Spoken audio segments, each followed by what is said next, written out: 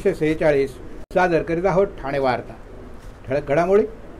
स्वच्छ सर्वेक्षण मोहिमेत साध्य करण्याची सगळी उद्दिष्ट ही साध्य करण्यासाठी संपूर्ण महानगरपालिकेने एक टीम म्हणून योग्य रणनीती आखून काम करण्याची गरज महानगरपालिका आयुक्त सौरव राव।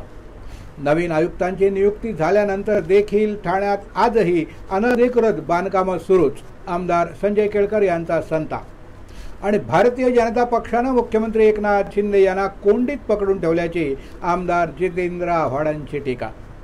या आणि इतर घडामोडी विस्तृतपणे पण काही क्षणातच। आमच्या फेसबुक पेज, यूट्यूब चॅनल आणि संकेतस्थळाला सबस्क्राइब करायला मात्र विसरू नका। आपण पाहत आहात श्री स्थानक वाहिनी, ठाणे जिल्ह्याचं मुख्य व्यासपीठ। ठाणे वार्ता पहा श्री स्थानक वाहिनीवर। आता सकाळी 9:15 पासून रात्री 9:15 पर्यंत ठाणे वार्ता, ठाण्यातील पहिलं दृकश्राव्य माध्यम। ठाणे वार्ता आणि श्री स्थानक वाहिनीचं लाईव्ह स्ट्रीमिंग ठाणेवार्ता.com वरील लाईव्ह स्ट्रीम वर क्लिक करा आणि अगदी मोबाईलवरही ठाणे वार्ता श्री स्थानक वाहिनीचा आनंद लुटा। यासाठी आमचं ॲप डाउनलोड करा। ठाणे वार्ता पहा श्री स्थानक वाहिनीवर। आता सकाळी 9:15 पासून रात्री 9:15 पर्यंत ठाणे वार्ता, ठाण्यातील पहिलं दृकश्राव्य माध्यम। आपण पाहत आहात श्री स्थानक वाहिनी, ठाणे जिल्ह्याचं मुख्य व्यासपीठ। स्वच्छ सर्वेक्षण मोहिमेत साध्य करण्याची सगळी उद्दिष्ट ही महानगरपालिका म्हणून आपली प्राथमिक कर्तव्य आहेत। त्यामुळे ती साध्य करण्यासाठी संपूर्ण महानगरपालिकेने एक टीम बनवून योग्य रणनीती आखून काम करण्याची गरज असल्याचं प्रतिपादन ठाणे महानगरपालिका आयुक्त सौरव राव यांनी केले। स्वच्छ सर्वेक्षण 2024 ची तयारी सुरू झाली आहे।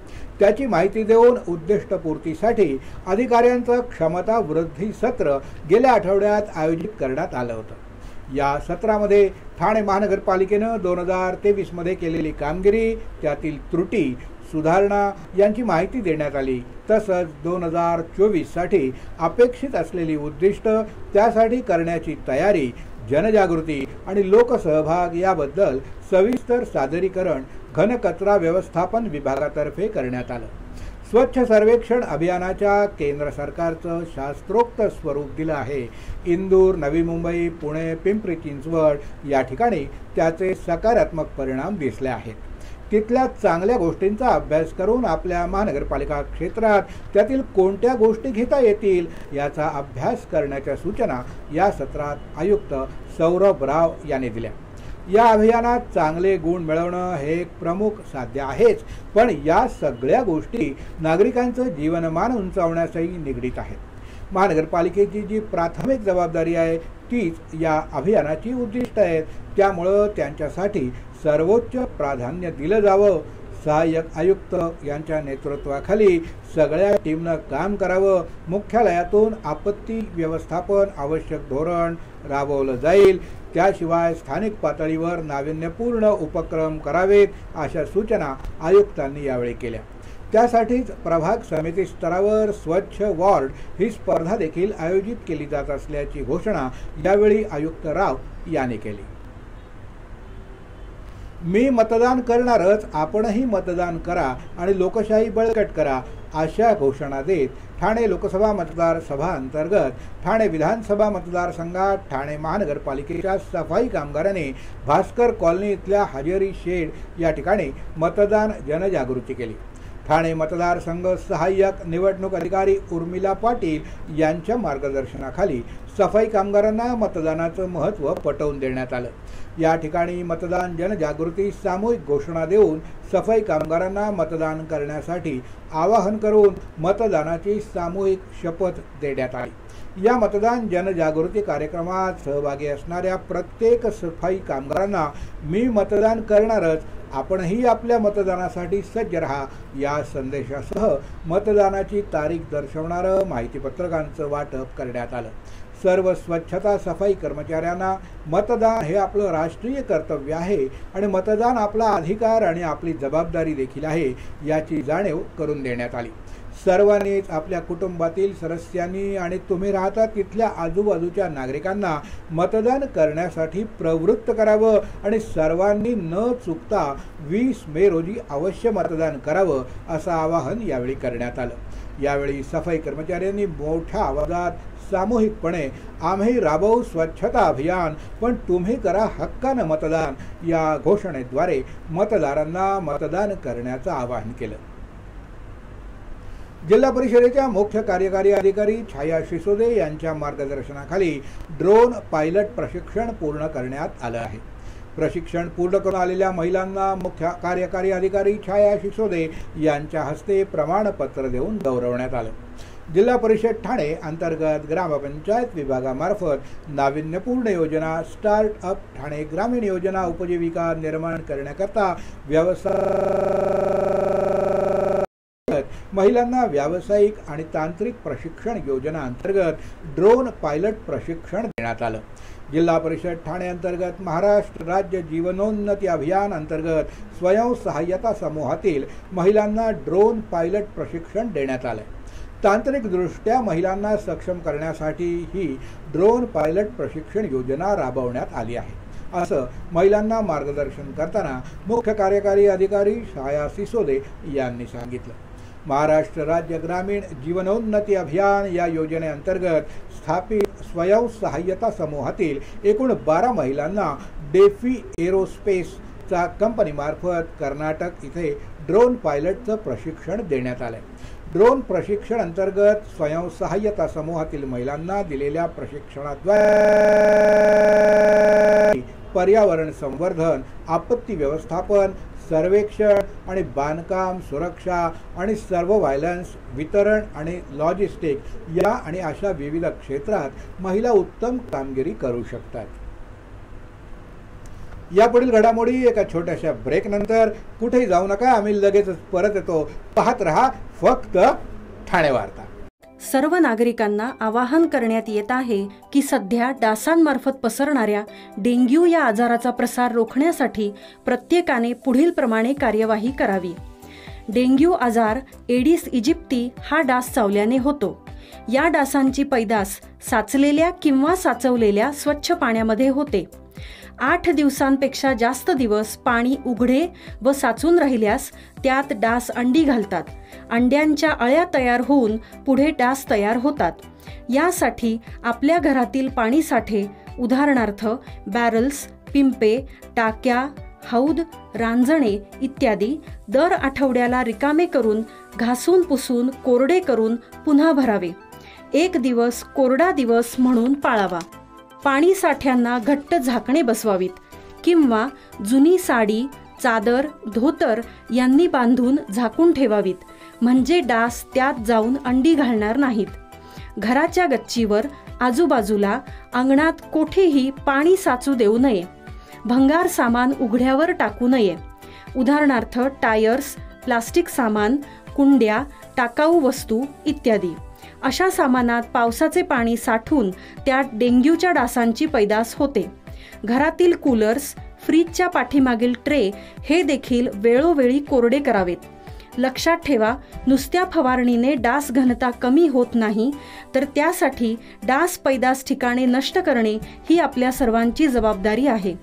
कोणताही ताप अंगावर न काढता जवळच्या शासकीय रुग्णालयात मोफत औषधोपचार घ्या. अशा प्रकारे नागरिकांनी सहकार्य केल्यास डेंग्यूचा प्रसार रोखणे सहज शक्य आहे. ब्रेक नंतर आपलं पुन्हा एकदा स्वागत. ठाण्यातील अनधिकृत बांधकामांच्या विरोधात आमदार संजय केळकर यांनी नागपूर अधिवेशनात आवाज उठवताच मुख्यमंत्री एकनाथ शिंदे यांनी कठोर कारवाईचे निर्देश दिले होते. मात्र तत्कालीन आयुक्तांनी कारवाईचा केलेला फार्स. नवीन आयुक्तांची नियुक्ती झाल्यानंतर देखील ठाण्यात आजही अनधिकृत बांधकामं सुरूच असल्याचा संताप आमदार संजय केळकर यांनी व्यक्त केला. ठाण्यातील अनधिकृत बांधकामांचा मुद्दा आमदार संजय केळकर यांनी नागपूर अधिवेशनात गाजवला होता. त्यावेळी आमदार संजय केळकर यांनी ठाणे महानगरपालिकेचे अधिकारी आयुक्तांच्या आदेशाची कशी पायमल्ली करतात याकडे सर्वांचंच लक्ष वेधलं होतं.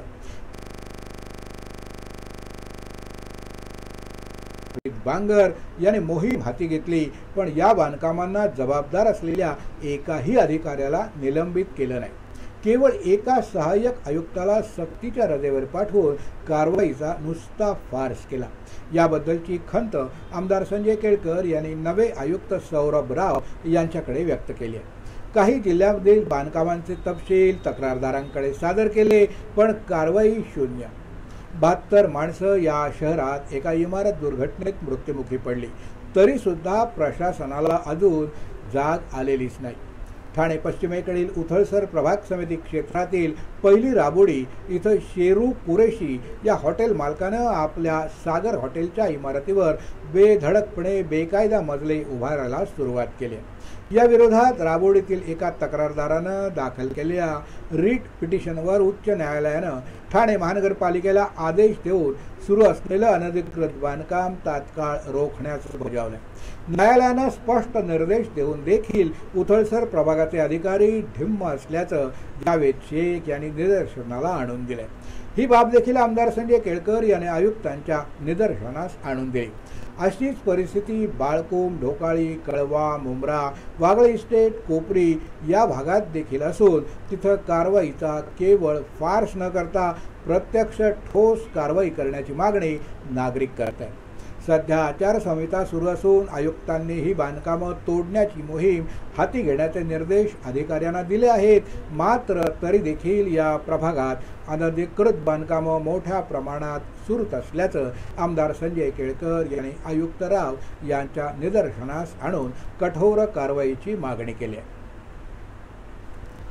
भारतीय जनता पक्षाने मुख्यमंत्री एकनाथ शिंदे यांना कोंडीत पकडून ठेवलं असल्याची टीका आमदार जितेंद्र आव्हाड यांनी केली.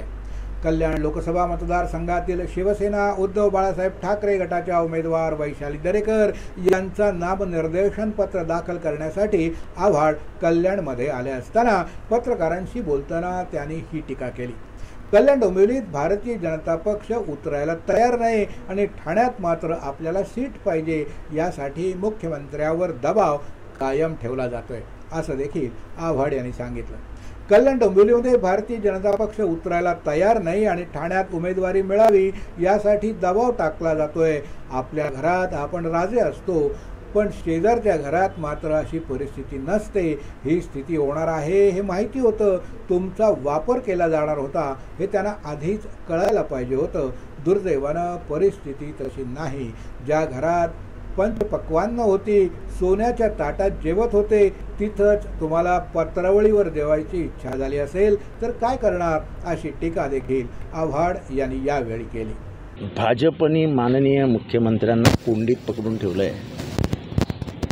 कल्याण डोंबिवलीमध्ये भाजप उतरायला तयार नाही आणि तिथे आम्हालाच सीट पाहिजे हा दबाव ते कायम करतात. त्यांच्या बैठका सुरू झाल्या लोकसभेअंतर्गत. आपल्या घरात जे आपण राजे असतो ना, परक्याच्या घरात आपल्याला तशीच काहीशी स्थिती दिसते आणि ही स्थिती होणार होती. तुमचा वापर केला जाणार होता यांना आधीच कळायला पाहिजे होतं. दुर्दैवाने ज्या घरात पंचपक्वान्न होती, ज्या घरात तुम्हाला सोन्याच्या ताटात बसवलं होतं, तुम्हाला पत्रावळीवर जायची इच्छा निर्माण झाली आणि वाटोळं करून घेतलं. आपण पाहत आहात श्री स्थानक वाहिनी, ठाणे जिल्ह्याचं मुख्य व्यासपीठ. ठाणे वार्ता पहा श्री स्थानक वाहिनीवर. आता सकाळी 9:15 पासून रात्री 9:15 पर्यंत ठाणे वार्ता, ठाण्यातील पहिलं दृकश्राव्य माध्यम. ठाणे वार्ता आणि श्री स्थानक वाहिनीचं लाईव्ह स्ट्रीमिंग ठाणेवार्ता.com वरील लाईव्ह स्ट्रीमवर क्लिक करा आणि अगदी मोबाईलवरही ठाणे वार्ता श्री स्थानक वाहिनीचा आनंद लुटा. यासाठी आमचं ॲप डाउनलोड करा. ठाणे वार्ता पहा श्री स्थानक वाहिनीवर. आता सकाळी 9:15 पासून रात्री 9:15 पर्यंत ठाणे वार्ता, ठाण्यातील पहिलं दृकश्राव्य माध्यम. आपण पाहत आहात श्री स्थानक वाहिनी, ठाणे जिल्ह्याचं मुख्य व्यासपीठ. आपण आपले कार्यक्रम किंवा बातम्या आम्हाला ठाणेवार्ता@gmail.com या ईमेलवर कळवू शकता. ठळक घडामोडी शेवटी पुन्हा एकदा. स्वच्छ सर्वेक्षण मोहिमेत साध्य करण्याची सगळी उद्दिष्ट ही साध्य करण्यासाठी संपूर्ण महानगरपालिकेनं एक टीम बनवून योग्य ती रणनीती आखून काम करण्याची गरज महानगरपालिका आयुक्त सौरभ राव. नवीन आयुक्तांची नियुक्ती झाल्यानंतर देखील ठाण्यात आजही अनधिकृत बांधकामं सुरूच.